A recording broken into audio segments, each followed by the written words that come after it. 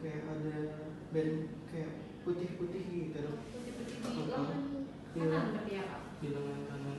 Itu udah berapa lama Pak? Kayaknya udah agak lama ya. Bapak di keluhan yang ada bercak-bercak ini ada kayak mati rasa gitu nggak Pak? Atau enggak? Iya sih dok, saya suka ngerasa kayak baal gitu. Baal gitu tuh. Sebelumnya pernah diobatin nggak Pak? Enggak. Nggak pernah kayak ke obat atau apotek gitu? Enggak pernah. Ada. Oke, kalau gitu kalau dari keluarga sendiri nih Pak ada yang sama nggak Pak keluhannya? Kakak saya sih.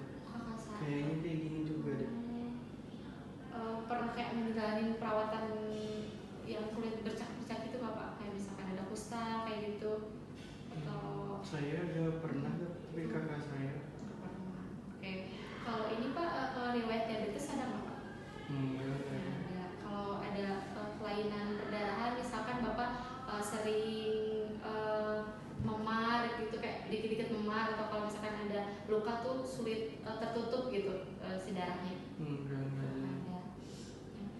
Baik Pak, dari keluhan Bapak tadi kita akan melakukan pemeriksaan selanjutnya ya Pak, yaitu pemeriksaan akusen kulit. Tapi Pak, mungkin akusen kulit ini akan sedikit tidak nyaman atau mungkin kayak sedikit sakit karena nanti kulit Bapak itu akan disayat di berbagai tempat. Tapi ini tuh penting ya Pak untuk diagnosis dan untuk diagnosis serta tata laksana atau obat yang akan diberikan kepada Bapak.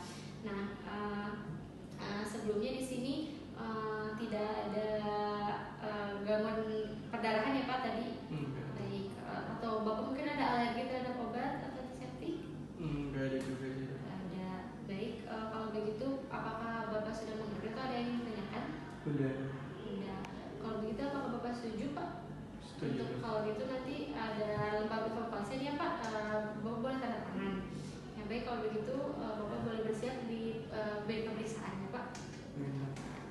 Selanjutnya kita akan persiapan alat, di mana di sini kita menggunakan mesin burner ataupun alcohol clamp, lalu di sini ada korek api, lalu di sini juga ada alkohol 70%, kemudian di sini ada kapas, lalu di sini ada piring kayu ataupun wood plate, lalu ada di sini ada forceps forceps, di sini juga ada scalpel holder. Di sini scalpelnya itu bisa menggunakan nomor 15, scalpel holder itu nomor 3. Lalu di sini juga ada glass light, kemudian di sini ada label ataupun glass pen, lalu di sini ada plaster. Kemudian di sini kita akan menyiapkan sarung tangan dan juga di sini ada kasa yang steril. Selanjutnya kita akan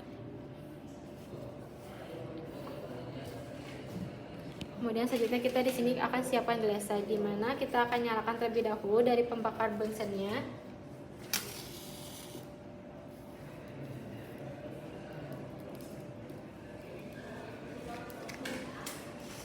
Lalu selanjutnya itu kita akan bersihkan slide menggunakan kapas yang sudah dibasahi oleh alkohol 70%.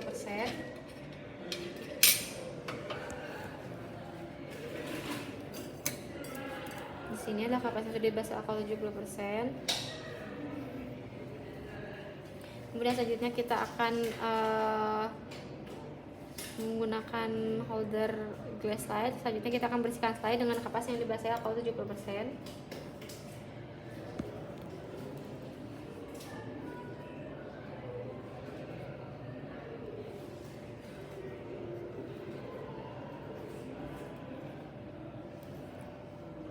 Kemudian selanjutnya kita akan hindari menyentuh gelas dengan jari, dan kita akan buat 3 lingkaran untuk spesimen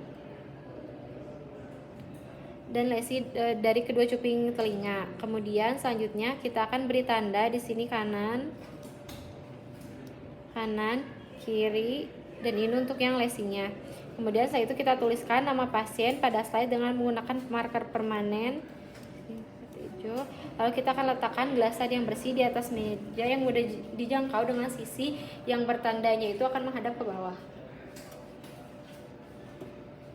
Jadi setelah menyiapkan pisau bedah, kita akan melakukan prosedurnya, di mana kita akan memilih lokasi atau tempat yang akan dilakukan hapus sayatan kulit. 3 tempat rutin untuk menghasilkan Pengambilan smear adalah daun telinga kanan ataupun daun telinga kiri ataupun lesi yang ada pada kulitnya, misalkan di tangan kanan.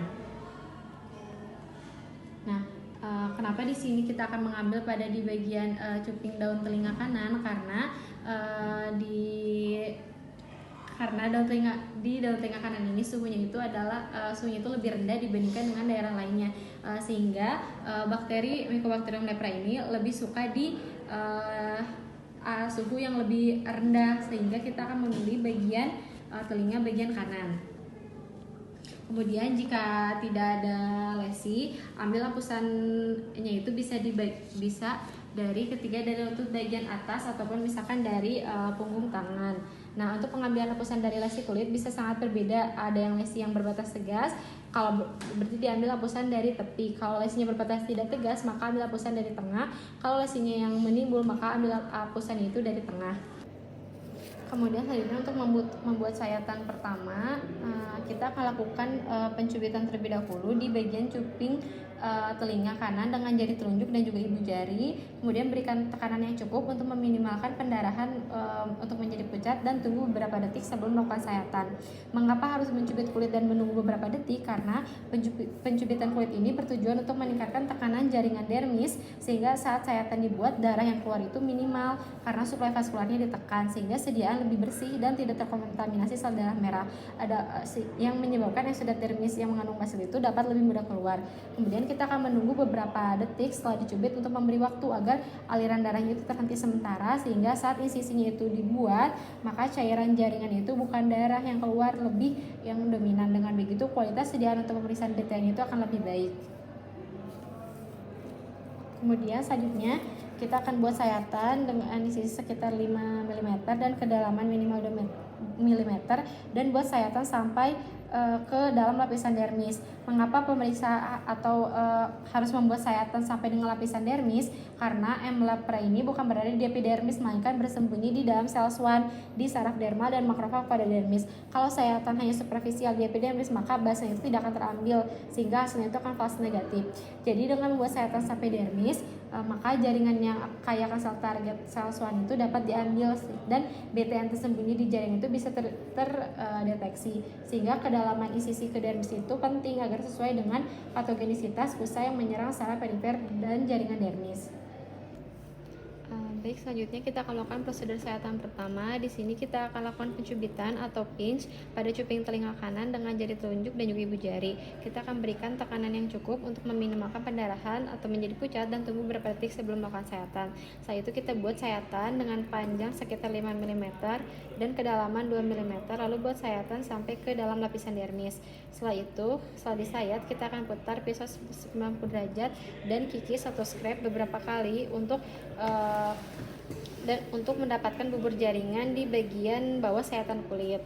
Kemudian setelah itu kita akan pindahkan bubur jaringan ke daun telinga, bagian lingkaran yang daun telinga kanan pada glestat yang sudah ditandai dengan sesuai. Kemudian kita akan ratakan secara melingkar.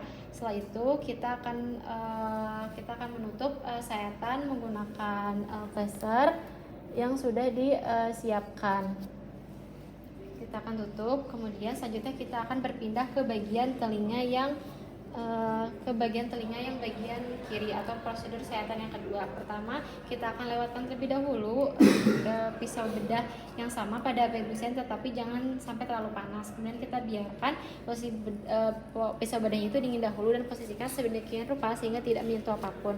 Selanjutnya kita akan lakukan prosedur yang sama di daun telinga kiri, dan spesimennya itu nanti akan diletakkan pada lingkaran yang sesuai di glesad yang kiri. Di sini kita putar secara melingkar. Lalu selanjutnya kita akan lakukan prosedur sayatan ketiga, di mana kita akan lewatkan pisau bedah yang sama pada pimpin sen, tetapi jangan sampai terlalu panas. Lalu kita biarkan pisaunya dingin terlebih dahulu.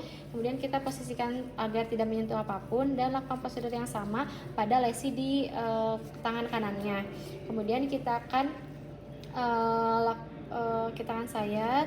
Kemudian kita akan letakkan spesimen pada lingkaran di glesad yang untuk bagian lesi tangan kanannya secara melingkar.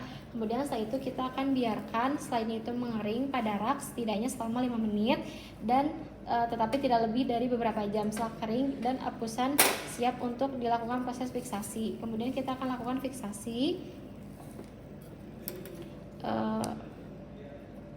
pada fiksasi gleside pada selama 3 kali pada api busa dengan apusan menghadap ke atas. Kemudian kita akan pegang, lalu kita akan pegang dengan forceps sampai apusnya itu siap untuk diwarnai. Kemudian setelah itu kita akan mengisi formulir permintaan pengiriman spesimen dan formulir permintaan ke laboratorium untuk mengidentifikasi Mycobacterium leprae dan menghitung indeks bakteri serta indeks morfologi. Alhamdulillah pemeriksaan telah selesai. Terima kasih. Wassalamualaikum warahmatullahi wabarakatuh.